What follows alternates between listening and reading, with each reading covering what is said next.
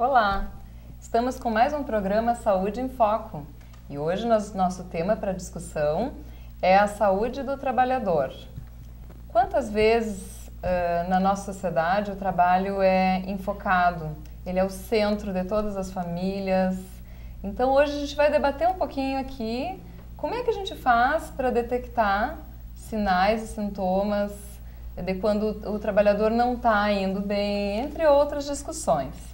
Então, nós temos aqui para fazer esse debate e poder conversar um pouquinho a psicóloga Lise Calvano, a acadêmica Maricélia e a acadêmica Raiele, a acadêmica Emily e a acadêmica Gabriela, todas do curso de psicologia aqui da UFN, com exceção da nossa convidada Lise Calvano também.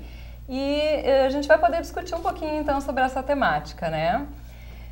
Meninas, eu gostaria de começar perguntando para vocês assim, qual que é o lugar do trabalho na vida das pessoas hoje?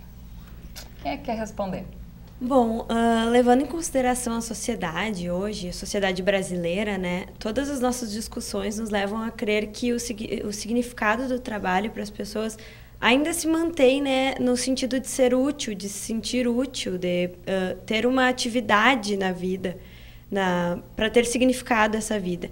E isso a gente pensa não só nas atividades que envolvem remuneração, né, assim como as atividades em casa, as atividades como em organizações, algumas coisas voluntárias também dão significância para a vida dessa pessoa. Então, o que é muito importante, ela se torna e se mostra e principalmente se sente útil diante dessa sociedade que hoje cobra muito, né, essa utilidade, essa produção. Uhum. Então, acho que é isso. Ok. E o trabalho aqui, a gente não está falando só do trabalho remunerado, né? Então... Com certeza. É mais esse sentimento próprio da pessoa de se sentir útil para alguém, para que a família veja, para que a sociedade veja essa utilidade, né? E essa preocupação em estar produzindo, afinal, a gente vive numa sociedade capitalista que exige essa produção o tempo inteiro, praticamente, né? Pois é, Gabriela. E aí, quando acontece essa exigência, esse olhar, né, tão importante sobre o trabalho, também é ali que acontece o adoecimento desse profissional, muitas vezes, né, para tentar corresponder a todas as expectativas e tal.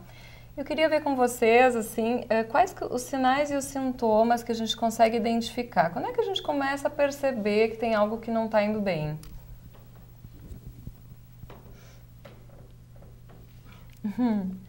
Posso? Pode? Uhum. Bom, a gente sabe que trabalhar, ele envolve muitos sentimentos, né? Tanto positivos como também emoções que não são tão boas, não são tão positivas assim. Porém, o trabalhador tem que realmente se preocupar e entender que pode sim estar acontecendo algo, algum problema maior ali naquele momento e ele precisa de ajuda. Quando ele começa a perceber que essas emoções negativas acabam predominando, né? Aquela angústia no trabalho, aquela tristeza muitas vezes de ir trabalhar ou uma sensação de não estar conseguindo utilizar todo o seu potencial, né, suas habilidades ou aqueles conhecimentos que ele adquiriu durante a sua trajetória profissional, né? Quando começa realmente o trabalho ser o motivo de uma certa angústia, né, de um certo sofrimento, de uma tristeza que vai muitas vezes se instalando aos poucos e que existe uma linha muito tênue entre o que são fatores naturais, porque o trabalho ele não é o tempo inteiro, né, fonte de prazer. O trabalho ele é prazer e a hora ele é um pouco de sofrimento, mas o trabalhador ele tem que se alertar, assim, tem que realmente ligar o sinal de alerta quando ele percebe que a balança começa a tender mais para emoções negativas, né?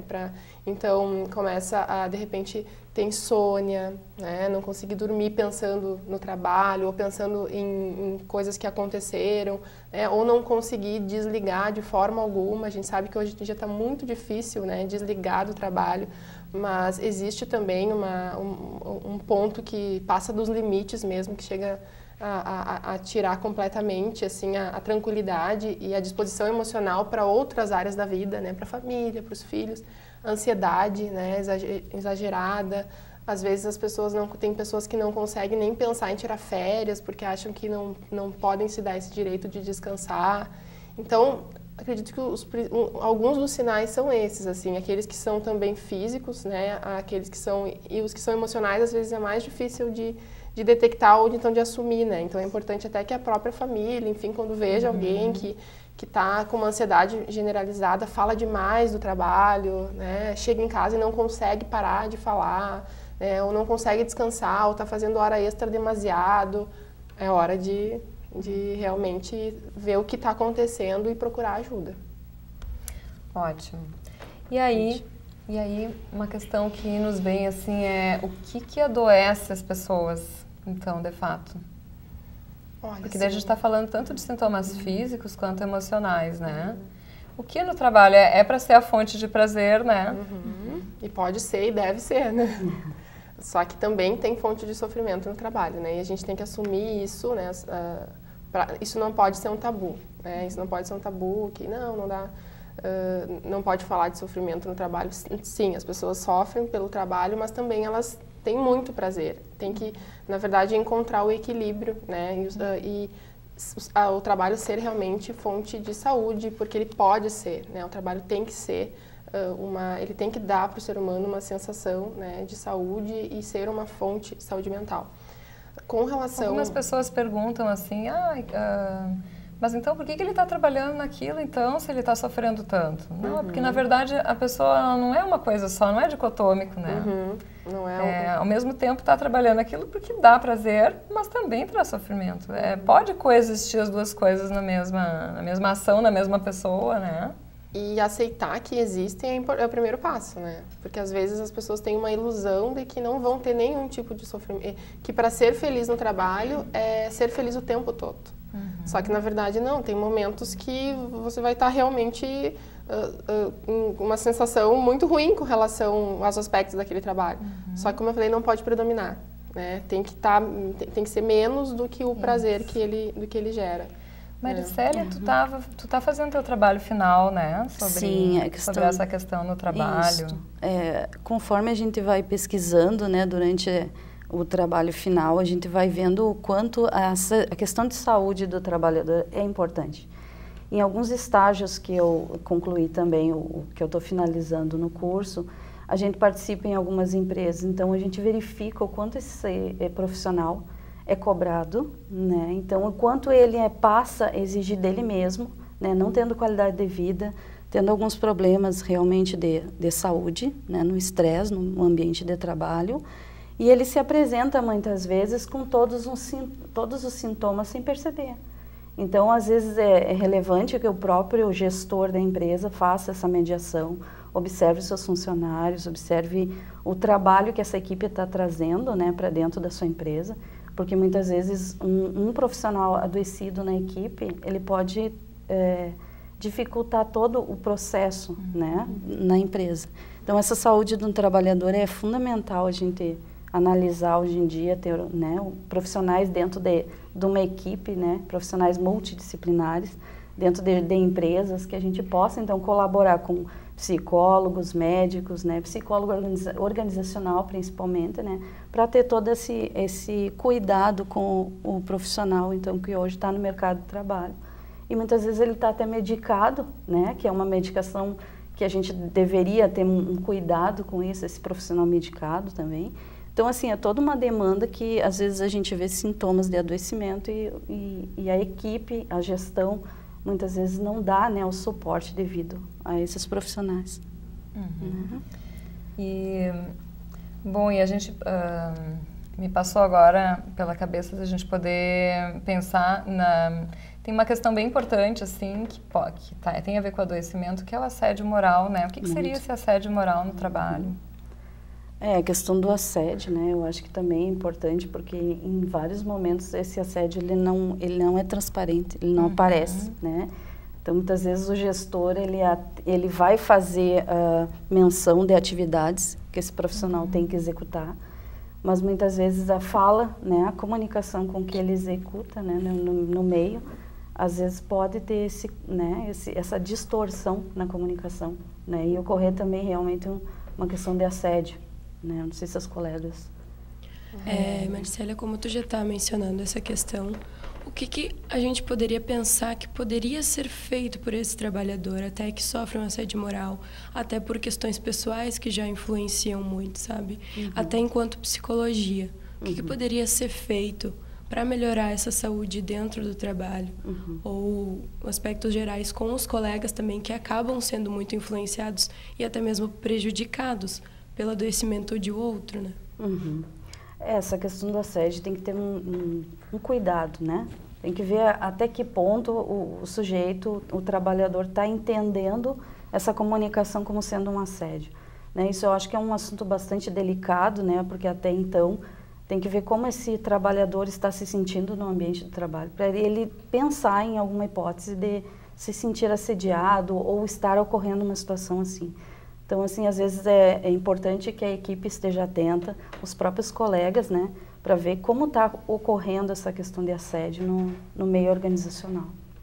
Contribuindo com essa questão, eu vejo que uma das formas das empresas tomarem cuidado e dar devida atenção com relação a esse tema é instruindo os gestores, né? Porque muitas vezes o assédio ele ocorre, algumas vezes de forma voluntária e intencional, e outras porque o próprio assediador, ele também é assediado, né? Então, ele repassa, muitas vezes, a pressão que ele recebe, né, de uma forma agressiva e que, de fato, se configura um assédio, né, ao seu colaborador da equipe, às vezes o próprio colega, né, os pares, e nem está percebendo, porque, às vezes, ele também está doente, né? Ele também está completamente envolvido nesse sistema, né, de produtividade, essa busca incessante pela produtividade que muitas vezes é impossível, né? Aquilo que a empresa às vezes demanda para as pessoas vai além do que elas podem de fato oferecer, né? E nem sempre a empresa tem esse cuidado de ver se está ofertando os recursos necessários para que as empresas produzam e performem da forma que elas exigem. Então, acredito que a orientação e o suporte desses gestores, porque tudo começa, né, com... as coisas vão vindo de cima, né? Elas vão, as pressões, as demandas, as metas, elas vão passando e elas vão descendo de forma saudável ou não, conforme as pessoas vão se relacionando. Então, às vezes, o próprio assediador não percebe que está assediando, né? Então, ele precisa entender o que é assédio e o que ele está fazendo é um assédio, né? Para que ele possa perceber a gravidade daquilo. E já entrando na questão, respondendo uma questão anterior, Josi, o que gera, o que adoece as pessoas no trabalho, eu diria o que causa tanto mal-estar, né, no trabalho hoje em dia. A gente vive num momento, né, que a gente chama de sociedade pós-moderna, que é caracterizado pelo avanço da tecnologia de uma forma, né, incrível, assim, que por um lado é maravilhoso, é muito bom, porque faz com que a gente tenha hoje descobertas incríveis que antes não se tinha, mas ao mesmo tempo coloca, né, nas pessoas essa pressão desenfreada pela inovação constante, por tudo que eu faço hoje, que eu sei hoje, amanhã já não serve mais, né? Eu tenho que estar sempre me qualificando. Se eu estou me qualificando hoje, aquilo ali é insuficiente, eu percebo que eu devo mais. Então, tem alguns autores até que falam que é como se as pessoas estivessem subindo uma escada rolante que desce. Né? Elas estão sempre lá, subindo degrau a degrau, mas a coisa está descendo e ela nunca é suficiente.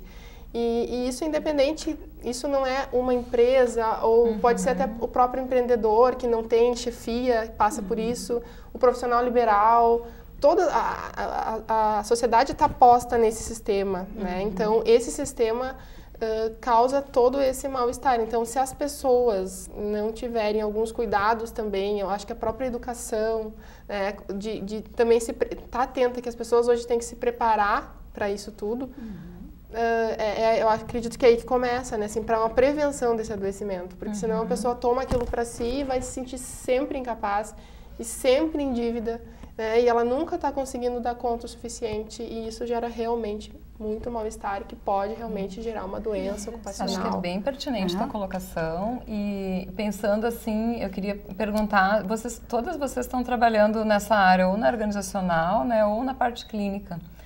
E o que vocês têm percebido, assim, na experiência de vocês quanto às profissões? Assim, será que a gente pode dizer que existem, de fato, profissões mais estressantes do que outras? O que vocês acham? O que tem parecido? Hoje tem algumas pesquisas, né, que já trazem algumas profissões como sendo mais estressantes que outras, como a área da saúde, por exemplo. Mas o que a gente pode pensar acima de ter algumas profissões mais estressantes do que outras? É como que a pessoa se adapta à sua profissão. Porque é bem isso que a gente estava conversando. O que pode ser mais estressante para mim, não necessariamente vai ser mais estressante para o outro.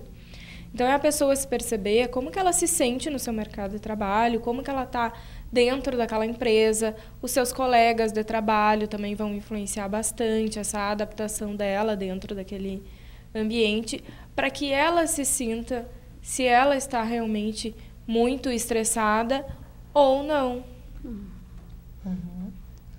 E o que a gente pode fazer? Que recursos a gente tem, pensando, né, no que a gente pode promover de saúde e tal? Que recursos se pode ter para criar nos ambientes de trabalho para que se possa fazer uma prevenção? Que não chegue no nível, né, de um estado de adoecimento máximo, burnout, alguma coisa assim. O que a gente pode fazer?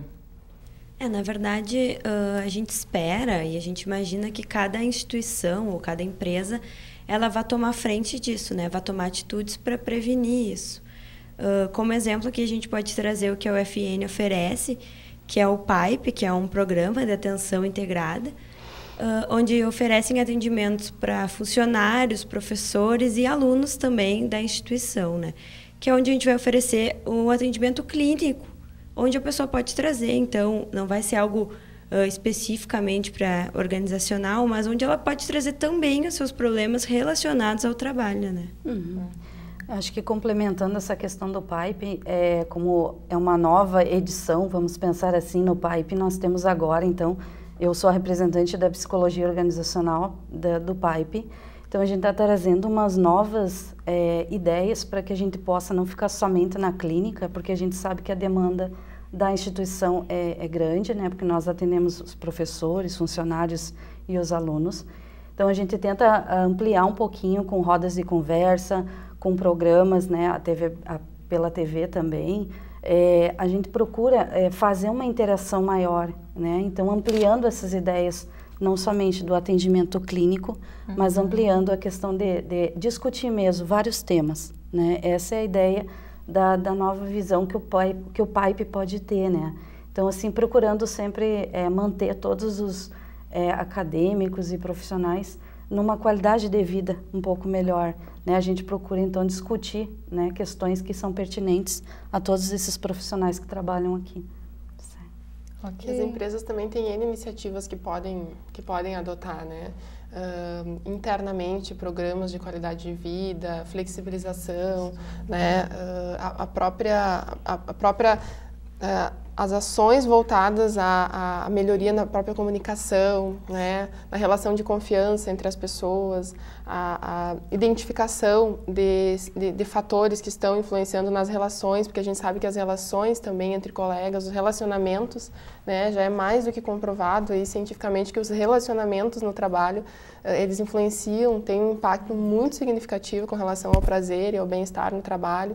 Então, as empresas têm que estarem atentas com relação a isso e poder fazer algumas ações voltadas.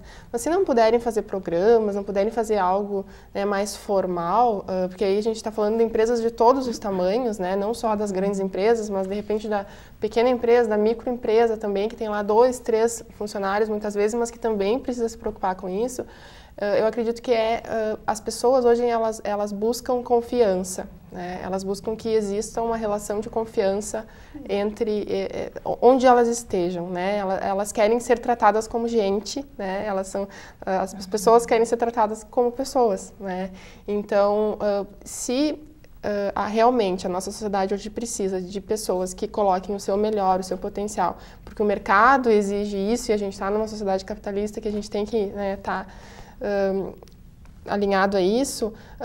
Também tem que haver uma contrapartida, né, de enxergar as pessoas como pessoas para que elas possam realmente trazer o melhor delas para o trabalho, né? Então a confiança, eu acredito que a confiança, a liberdade, né, são valores que precisam ser mais cultivados dentro das empresas, que muitas vezes a gente sabe que que não é bem assim, né? Não acontece tanto valorizar assim. isso pode mudar, inclusive, uma cultura toda institucional. Né? Então, a pessoa vai se sentir mais satisfeita, mais saudável, mais valorizada e vai acabar mudando todas as relações ali dentro, né?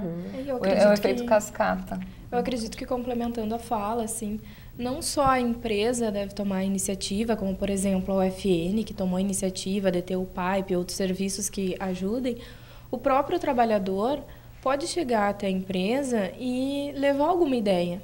Porque, como a Lizzy estava dizendo, né, às vezes o empresário ele tem que cumprir o seu cronograma, ele tem que cumprir suas metas e acaba não se dando conta de algumas coisas. Então, o trabalhador também agarrar essa confiança com a empresa e poder ter voz, poder dizer, olha, eu sugiro que tenha alguma coisa para a gente, eu sugiro, e trazer esse diálogo entre a empresa e o trabalhador, para colaborar bastante. E aquele trabalhador que não está numa empresa especificamente, né, como tu falou, um autônomo e tal, o que ele pode fazer, então? Sugestões. Quem que ele deve procurar? Essas pesquisas que vêm sendo feitas de uma forma bem intensa com relação ao bem-estar no trabalho, têm mostrado alguns fatores que levam as pessoas a serem felizes e terem uma plenitude, uma realização com aquilo que elas fazem, né? E uma delas é o nível de engajamento que elas têm com aquilo que elas fazem, né? E isso passa pela escolha de carreira. E a gente sabe que a escolha de carreira é algo que também está sendo cada vez mais revisto. Porque carreira é algo que hoje, em função das características, né, já faladas, hoje em dia o jovem tem uma multiplicidade de carreiras que ela pode escolher. E a gente sabe também que pode ser que daqui 10 anos, por exemplo, um jovem que está hoje no ensino médio, ele não sabe, talvez, que quando ele tiver daqui 10 anos, que ele tiver que escolher uma ocupação, não necessariamente uma profissão, essa ocupação talvez hoje nem exista. Né? Então está muito mais difícil essa escolha de carreira, porque as coisas estão mudando tanto que talvez o que eu escolho hoje, daqui 5 anos, não existe mais ou não está mais em pauta. Então eu estou falando isso para responder que com isso cada vez é maior a importância das pessoas pararem para pensar sobre o que elas fazem tem a ver com elas, né? Então, o profissional liberal, o funcionário, todas as pessoas, né? O que eu faço realmente tem a ver comigo, faz sentido para mim, porque se não houver sentido, é um caminho para o adoecimento, né? Então, tem que haver sentido. Muito obrigada, então, pelas convidadas que aceitaram vir hoje. O programa Saúde em Foco fica por aqui. E em breve você pode assistir ele novamente pelo nosso site da UFN, da TV UFN, tá bom? Muito obrigada então, gurias. Obrigada, foi um prazer.